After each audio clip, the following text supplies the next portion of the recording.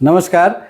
तो आज हम हमारे टीम से जो हमने रेगुलर इनकम से वेल्थ क्रिएशन का वीडियो बनाया था उस पर कमेंट आया कि आप थोड़ा सा ईएमआई ट्रैप पे बात करें।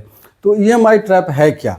अब जैसे कि मैं यूएई में काम कर रहा हूं तो यहाँ सैलरी दिरहम में है और जिनकी सैलरी यूएस डॉलर में है तो उन दोनों के लिए थोड़ी सी कैलकुलेशन अलग अलग होगी। लेकिन जो मूल बात समझने की है कि पहले बैंक के लिए जो आपको लोन देगा, ईएमआई के लिए बैंक जो लोन देता है उसमें एक मिनिमम सैलरी आपको क्वालिफाई करना पड़ता है। जैसे कि यहाँ पे AED 5000 है कि मिनिमम सैलरी, अगर इससे कम सैलरी है तो आपको लोन नहीं देगा। लेकिन आप तो ठहरे शौकीन लोग, आपको तो हर चीज़ चाहिए, खास करके जो फ़ोन है, मतलब अभी जो एटिसलात से आपको मैसेज आते रहता है कि ईएमआई पे हमारा सैमसंग 25 है अभी अवेलेबल, सैमसंग 24 है, आईफोन 17, उसके बाद 17 प्रो है। तो उसके लिए लोग शॉर्टकट क्या करते हैं कि इस सैलरी से अगर थोड़ा सा कम आपकी सैलरी है, समझे कि 4000 सपोज, कि इस रेंज में अगर आपकी सैलरी है तो आपको कुछ एक क्रेडिट कार्ड है जो मिल जाता है। और आप क्या करते क्या हो कि ईएमआई पे पर्सनल या कैश विड्रॉ, कैश एडवांस, इस तरह का एक टर्म सभी बैंक अलग अलग यूज करते हैं। तो इस तरह का जो लोन है वो आप ले लेते हो। लेकिन उसमें क्या होता है कि बहुत ही हाई इंटरेस्ट है, मतलब 12 to 14% इंटरेस्ट है। प्लस कभी कभी वो क्या कहते हैं कि छोटा लोन होता है, इसलिए कभी कभी वो क्या कहते हैं कि हम आपसे कोई इंटरेस्ट नहीं लेंगे, सिर्फ प्रोसेसिंग फी लेंगे 1%। तो वो भी जब आप पे करने जाते हो तो वो भी थोड़ा सा बढ़ जाता है, क्योंकि उसमें फाइनेंशियल चार्ज और एक अमाउंट होता है इंश्योरेंस का, वो ऐड होता है और कंपैरेटिवली बढ़ जाती है। तो एक बार जब आप शुरू करते हो, मतलब आपका चस्का लग जाता है सामान लेने का ईएमआई पे, तो फिर आप कंटिन्यूसली लेते जाते हो। तो मैं हमेशा लोगों को एडवाइस करता हूँ कि यार ये इस ट्रैप में आप ना फंसें। लेकिन चलें, अब आप ये देखें कि आप माशाल्लाह बहुत अच्छा परफॉर्म कर रहे हैं, आपकी नौकरी अच्छी है और आपकी जो इनकम है पर मंथ, जो सैलरी है वो दिखाने वाला ऑन पेपर मोर देन 5000 है आपका। 5000 से 10,000 के बीच में आपका आ जाता है। दिरहम में बात कर रहा हूँ, अगर मैं डॉलर में बात करूँ तो 2000 से लेके 5000 के बीच में आपकी डॉलर सैलरी आ रही है। तो इन लोगों को क्या होता है कि बैंक कहता है कि इस सैलरी के लिए हम आपको करंट अकाउंट देते हैं, और करंट अकाउंट के खुलने के साथ वो क्रेडिट कार्ड भी देते हैं, साथ में ये फैसिलिटी भी देते हैं कि आप हमारे यहाँ से, हमारे बैंक से लोन ले सकते हैं। अब लोन लेने से पहले अब जो मैंने बात किया है इसमें regular income to wealth creation, उसमें मैंने कहा है और लोग, मतलब जितने भी इकोनॉमिक एक्सपर्ट हैं वो उस पर एग्री करते हैं कि आपका मैक्सिमम ईएमआई जो होना चाहिए पर मंथ, वो पर मंथ जो आप पेमेंट कर रहे हैं वो मैक्सिमम 40% होना चाहिए। अब अगर आपका 40% से ज़्यादा अगर ईएमआई है तो आप उसको किसी तरह से सेटल करें कि उसको डाउन द लाइन लेकर आएँ। अब समझे कि आपका टोटल ईएमआई जो है ना वो रिड्यूस होकर के 30% है, तो आपको 10% तक का इजाज़त है कि 10% आप ईएमआई दे सकते हैं। अब यहाँ पे जो क्रूशियल क्वेश्चन ये है कि हम इतनी हिसाब कैसे करें। लेकिन मैं आप सब लोगों को कहता हूँ कि प्लीज़ आप एक्सेल बनाएं, एक्सेल में आप अपनी सैलरी दर्ज करें और आप सारे ईएमआई को कैलकुलेट करें और ये देखें ज़रूर कि हम इसको क्रॉस नहीं कर रहे हैं। अगर आप इसको क्रॉस करते हैं तो सीरियसली आप ऐसे ट्रैप में फंस रहे हैं जो रिटायर होने तक आप निकल ही नहीं पाते उससे। अब जो स्टोरी है कि लोन लेते हैं, अब लोन लेने के लिए बैंक वाले क्या कहते हैं, लोन में पर्सनल लोन जो है ना वो सबसे ज़्यादा प्रचलित है। तो मैं इसी पे बात करता हूँ, क्योंकि दूसरे पे बात करने में जनरली कम होता है। जैसे कि आप मर्चरी लोन होता है या फिर दूसरी कोई जो लोन है वो कम यूज में है, ज़्यादातर पर्सनल लोन है। तो पर्सनल लोन में क्या करते हैं कि वो आपके सैलरी का, मतलब 20 मंथ तक की दे सकते हैं। सपोज करें कि आपका 5000 आपकी सैलरी है तो इंटू 20, ये जो है ना वो 10 पे आप 4 जीरो बैठाएं तो ये हो जाता है 100,000। यानी 100,000 लोन जो है ना वो आपको मिल जाता है इसी पे 5,000 अगर आपकी सैलरी है तो 5,000 दिरहम अगर आपकी सैलरी है तो आपको 100,000 लोन मिल जाएगा मैक्सिमम, इससे ज़्यादा वो नहीं देते। अब जब लोन लेने के लिए आप जाते हो तो पहली जो चीज़ वो कहते हैं, वो फिर उस पर कहते हैं कि 1.4%, 1.3% समथिंग इस पर प्रोसेसिंग चार्ज है। हाँ, प्रोसेसिंग चार्ज है। एंड इसके अलावा एक इंश्योरेंस फीस है कि इंश्योरेंस भी आपको देना पड़ेगा। अब ये दोनों मिला करके तकरीबन 2% होता है of the principal amount. Sorry 20 नहीं, 2% होता है इसका ऑफ द प्रिंसिपल अमाउंट। अब फॉर एग्जांपल अगर एक एग्जांपल लेते हैं आप, तो suppose based on your salary 5,000 AED 5,000 you have salary and then you are planning, ऐसा मतलब 2 साल का 20 महीने का करना थोड़ा सा डिफ़िकल्ट है, इसलिए मैं एग्जांपल आपको देता हूं कि आप 1 ईयर का करें। तो 1 ईयर 12 मंथ का अगर आप करते हैं सैलरी के हिसाब से तो ये होता है 60,000। 60,000 आपने लोन लिया। अब 60,000 का 2% जो है ना वो पहले आप कर दीजिए,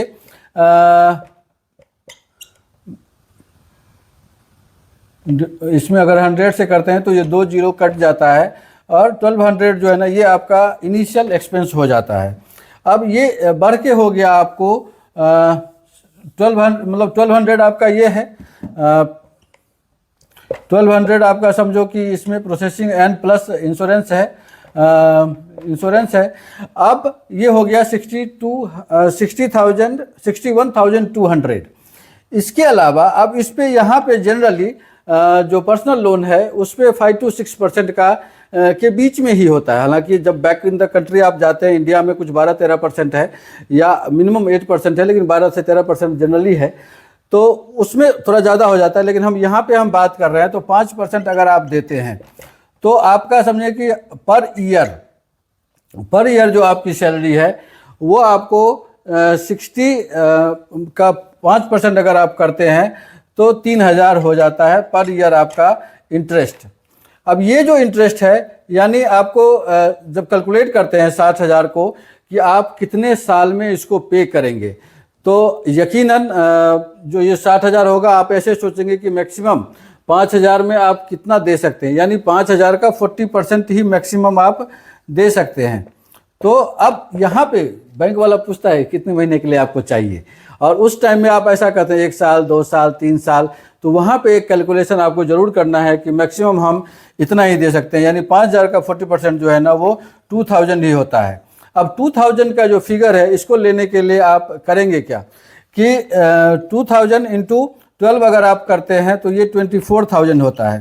ठीक है, 24,000 में यहाँ पे फिर एक क्वेश्चन और आता है कि आपको फ्लेक्सिबल रेट इंटरेस्ट रेट चाहिए या फिक्स्ड इंटरेस्ट रेट चाहिए।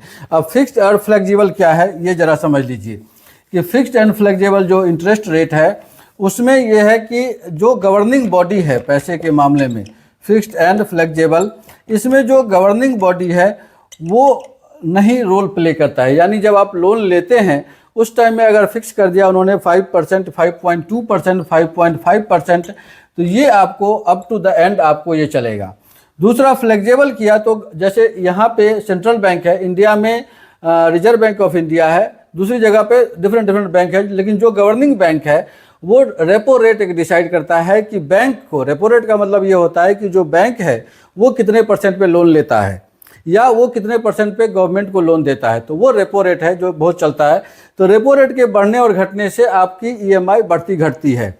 लेकिन जो मिडिल क्लास है उसको मैं ऑलवेज एडवाइस करता हूं कि आप उस चक्कर में ना पड़ें, आप फिक्स्ड पे कैलकुलेट करें।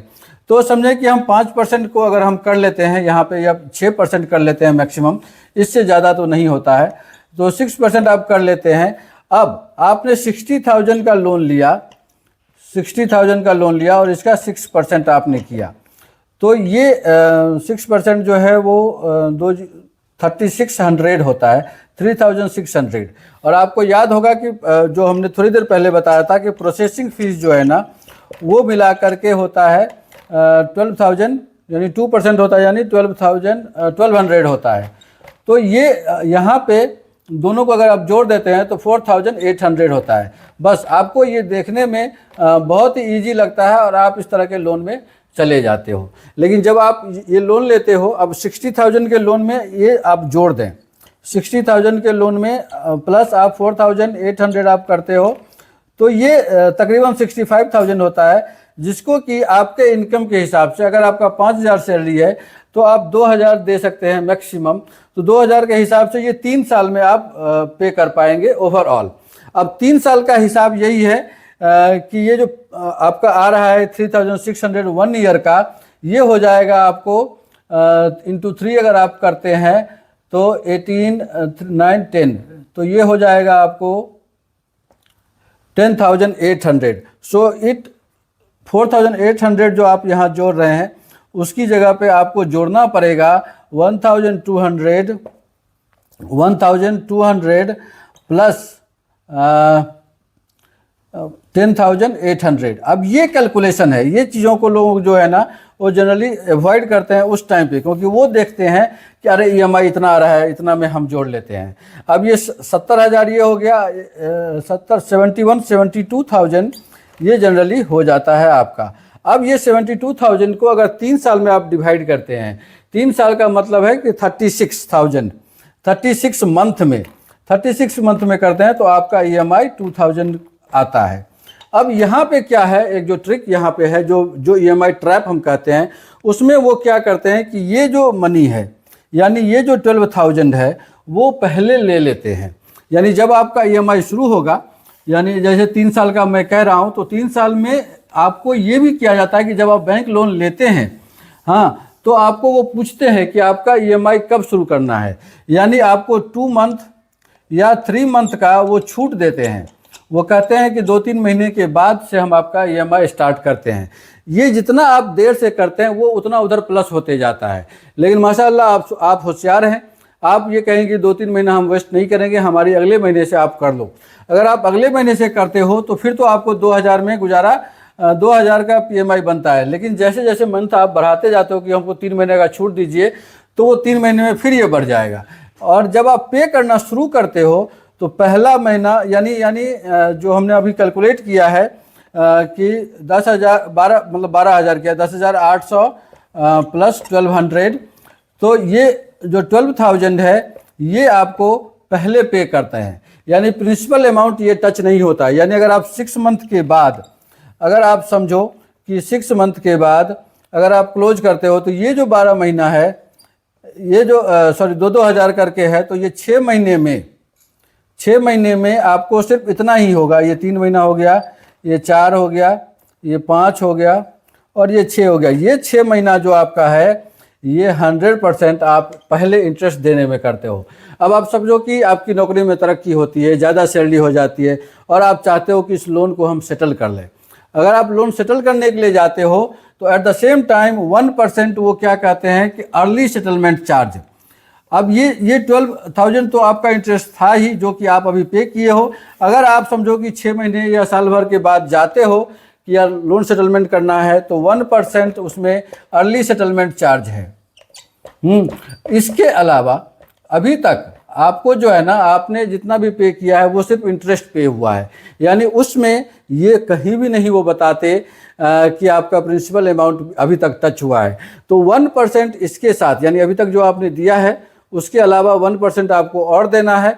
1% के बाद आपको प्रिंसिपल अमाउंट देना है और यहीं पे आपका ट्रैप स्टार्ट हो जाता है। यानी 6 महीने के बाद अगर आप गए तो ये 60,000 प्लस 600, तो ये इतना जो पैसा है ये आपको पे करना पड़ेगा। अब जैसे जैसे आप आगे जाएंगे तो इसमें से कम होगा। यानी ये इसमें से ये नहीं है कि पहले वाले में आपका कम हुआ।